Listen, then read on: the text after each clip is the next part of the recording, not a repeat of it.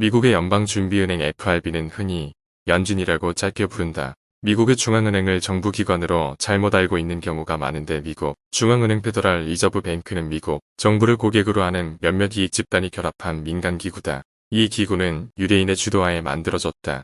역대 FRB 의장의 절반인 15명 중 8명이 로스차일드 등 유대가 국제금융자본이었다. 이 민간 기업은 역사상 단 한 번도 회계 감사를 받지 않았다. 자본주의에서 유대인이 중요한 이유는 여기서 나온다. 예로부터 유대인들은 노동이 아닌 대부업, 임대업, 환전업 등의 금융업에서 일했다. 그들이 그랬던 이유는 나라 없이 떠돌아다니는 유랑민이었기 때문이다. 일을 하지 않고도 큰 돈을 버는 유대인들은 어느 나라에서나 미움을 받았다. 이는 유대인 혐오로 이어졌다. 자본주의에 대한 짧은 예시를 들어보자. 만약 어떤 한 마을에 돈이라곤 1만원짜리 지폐 한 장이 있다고 가정해보자. 한 유대인이 이 지폐를 A라는 사람에게 빌려주며 말한다. 다음에 이 돈을 갚을 때에는 1,500원으로 갚으시오.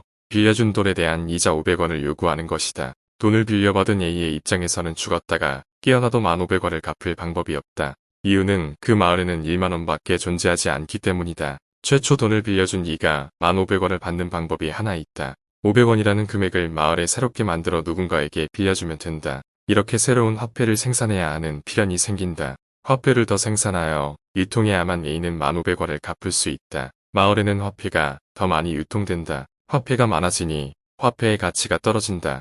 예전에는 500원이면 사 먹을 수 있던 우유 한 팩을 이제는 525원을 줘야 먹을 수 있다. 화폐가 많아지니 상대적으로 현물에 대비하여 화폐 가치가 떨어져 현물의 가격이 오른다. 이 현상은 인플레이션이라고 부른다. 물가 인상이다. 자본주의에서 물가가 인상하는 것은 자연스러운 현상이며 화폐가 시중에서 건강하게 잘 돌고 있다는 것을 의미한다. 이렇게 5%의 인플레이션이 발생하면서 다시 독특한 문제가 발생한다. 이 마을에 살고 있는 어떤 사람이 급여의 가치와의 차이다. 마을에는 이미 500원이 더 생겨 화폐의 가치가 떨어졌고 물가는 인상되었는데 급여는 아직 그대로다. 이는 최근 구글의 입장을 보면 알 수 있다. 근로자에게 좋은 회사라는 타이틀을 갖고 있는 구글은 이런 입장을 밝혔다. 인플레이션에 맞춘 급여 인상은 없다. 급여는 언제나 인플레이션보다 늦고 낮게 오른다. 이처럼 근로자는 자신의 급여가 인상되고 있다는 착각에 빠진 채 은행에게 급여를 맡기고 새로운 대출을 받는다.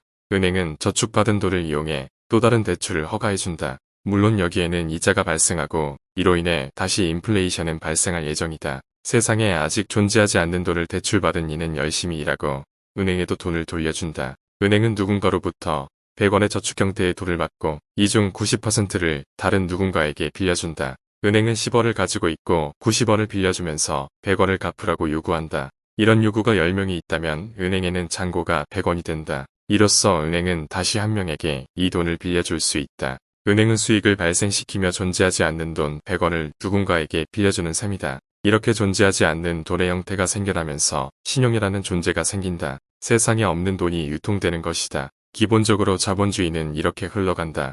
그렇다면 은행으로부터 돈을 빌려간 이들은 무엇을 하고 있는가? 그들은 돈을 만들어내던 은행과 다르게 돈을 빌려간 이들은 최대한 시중에 있는 돈을 끌어모아다가 은행에 돌려줘야 한다. 그러기 위해선 마을 곳곳에 퍼져 있는 돈들을 샅샅이 찾아 모으는 것이 필요하다. 이를 마케팅이라고 한다. 부모가 자동차를 구매할 때 67%는 아이들의 결정을 따른다는 사실을 알고 있는가? 심지어 타이어를 고를 때조차 55%는 아이들의 결정에 따른다. 이는 조르기의 힘이라고 표현했지만 키즈 마케팅이다. 자본주의는 빚을 통해 성장하고 자신의 쥐어진 폭탄을 남에게 던져가며 성장한다. 폭탄 받아드는 것은 되려 좋은 일일 수도 있지만 이를 오래 들고 있을수록 불리해진다. 자본주의는 생존과 연결되므로 인간성과 따뜻함보다는 냉혹하고 차갑다. 사람들에게 더 빠른 소비가 일어나야 기업들이 살아나고 기업이 살아나야 은행이 생존한다. 현대인들에게 가장 많이 일어나는 심리, 신체적 반응을 보면 자본주의를 명확하게 알 수 있다. 현대인들은 비만이며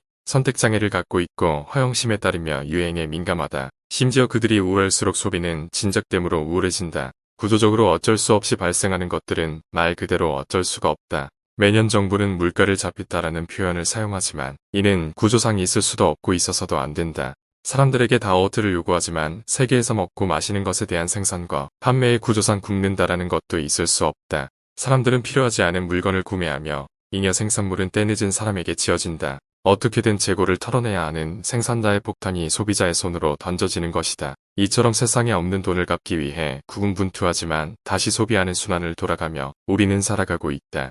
심지어 금융의 원리를 이용하여 돈을 이용하겠다는 사람들이 늘어나면서 재테크와 투자라는 용어가 생기지만 결국은 금융투자자라기보다 금융소비자인 셈이다. 자본주의를 보자면 결국 은행이 만들어낸 인플레이션 가상의 돈의 몫은 기업에게 던져진다. 그리고 기업은 역량을 다해 시장의 돈을 회수해다가 은행에 갖다 바친다. 이로써 시장에서 또 다른 기업에 근로하는 근로자들은 쉬지 않고 일하고 있음에도 불구하고 매년 급여가 인상이 되고 있음에도 불구하고 빚이 늘어나거나 힘들어한다. 생산자가 만들어낸 잉여 생산물을 필요치 않지만 사서 쌓아두고 다시 살아있는 좀비처럼 시장을 돌아다닌다. 그리고 다시 일하고 갚는다. 자본주의는 조금만 정신을 놓고 있으면 이 치열한 의자 뺏기, 제로섬 게임에서 앉을 의자를 약탈당하는 치열하고 무서운 게임이다. 한번 시작하면 멈출 수 없다.